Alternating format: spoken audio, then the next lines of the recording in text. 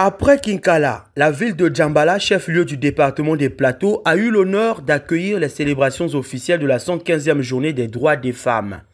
Tandis que sur le plan mondial, le thème retenu était pour les filles et les femmes, droit, égalité et autonomisation, le contexte national a mis en lumière la réflexion autour du thème « Femmes congolaises face aux enjeux de l'autonomisation ». Comme à l'accoutumée, la première dame, Madame Antoinette Sassou Nguesso, marraine de cette journée et présidente de la Fondation Congo Assistance, a conféré à cet événement un éclat particulier par sa présence. On a également noté la venue de la reine Ngalifuru, gardienne du Kwembali, qui a fait le déplacement jusqu'à Djambala. Placée sous le haut patronage du Premier ministre chef du gouvernement Anatole Koliné Makosso, cette cérémonie a été solennellement ouverte par l'interprétation de l'hymne à la femme, une œuvre composée par la ministre Inès Nefer Berti Ingani Mvumbo Yalo.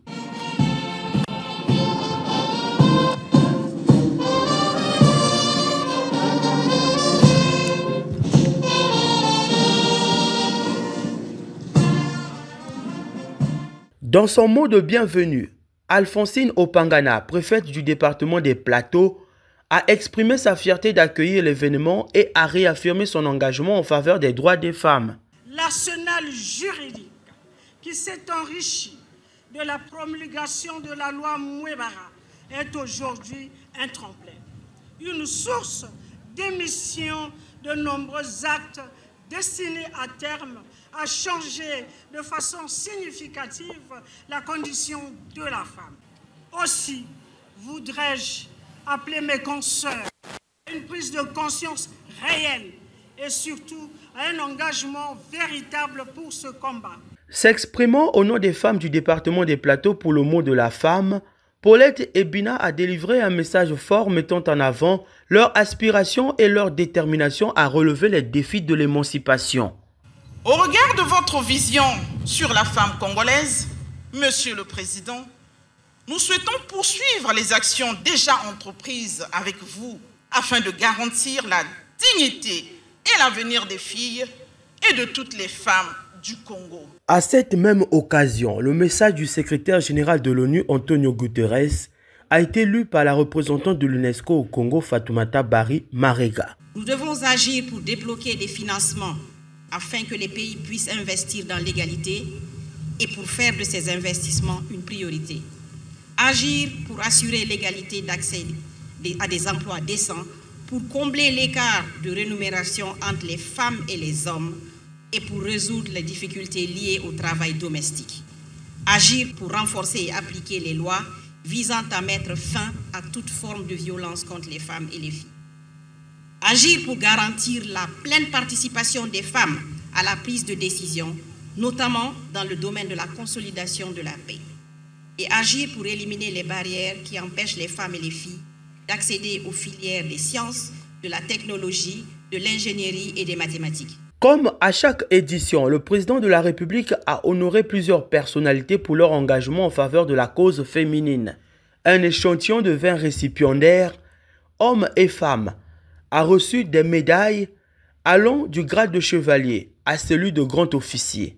Ces derniers ont été félicités par le Premier ministre avant que la ministre de la Promotion de la Femme, de l'Intégration de la Femme au Développement et du secteur informel, Inès Nefer Berti Ingani Mvumbo Yalo, ne prenne la parole.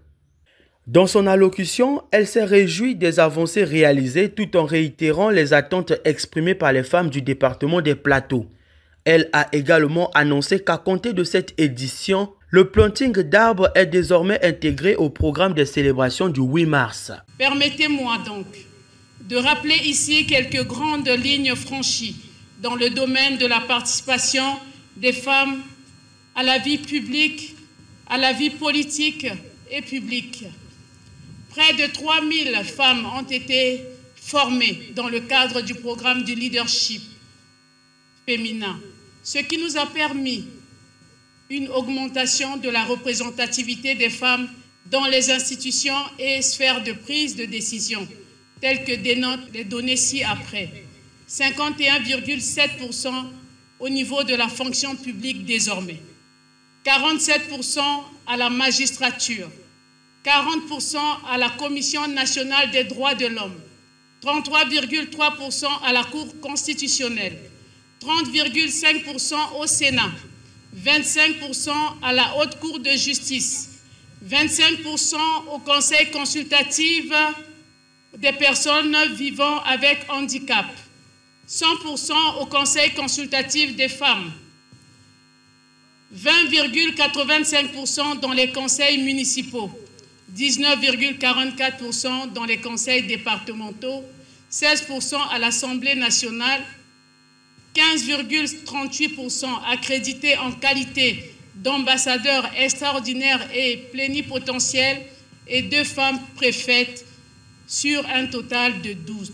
Tout récemment, nous avons obtenu en Conseil des ministres l'adoption de 2 textes dans le projet de loi portant création de l'Agence nationale de la transformation de l'économie informelle pour lutter contre la pauvreté, renforcer les capacités des acteurs d'économie informelle et les emmener vers une formalisation de leurs activités. Le deuxième projet est l'adoption du projet de décret portant organisation de la Journée internationale de la femme, qui sera désormais sous le très haut patronage du président de la République, chef de l'État. Excellence, Monsieur le Président de la République, chef de l'État, vous vous souviendrez que vous avez été désigné en 2021 le candidat des femmes, ici à Djambala. Une fois de plus, les femmes affirment qu'elles ont encore besoin de vous, car votre mission pour la promotion de la femme n'est pas terminée. L'édition 2025 de la Journée internationale des droits des femmes a été marquée par des rites téké, ponctués de chants et de danses traditionnelles au son des rites matiémé de l'Ekana et en biton. Ces pratiques ancestrales avaient pour but d'invoquer la bienveillance des ancêtres afin d'assurer le bon déroulement des festivités.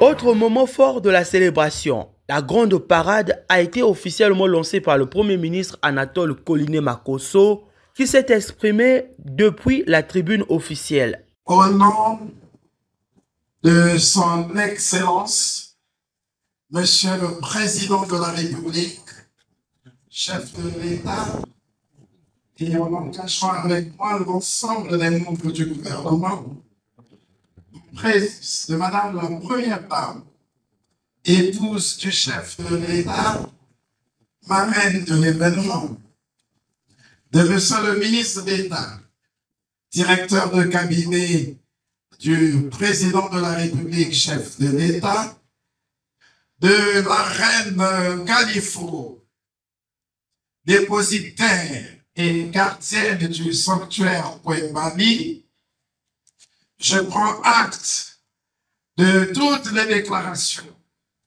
motions, résolutions et recommandations et réaffirme la détermination du gouvernement à respecter les conventions internationales, les documents juridiques pertinents du monde entier, notamment la convention CEDAW sur l'élimination de toutes les formes de discrimination contre les filles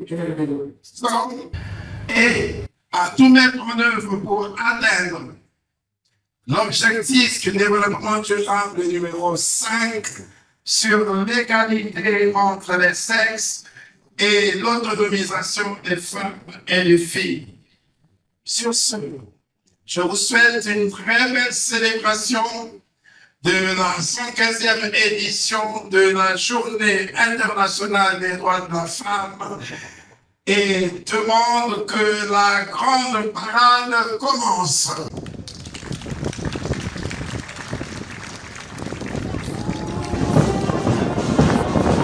Le défilé a marqué la fin des célébrations du 8 mars.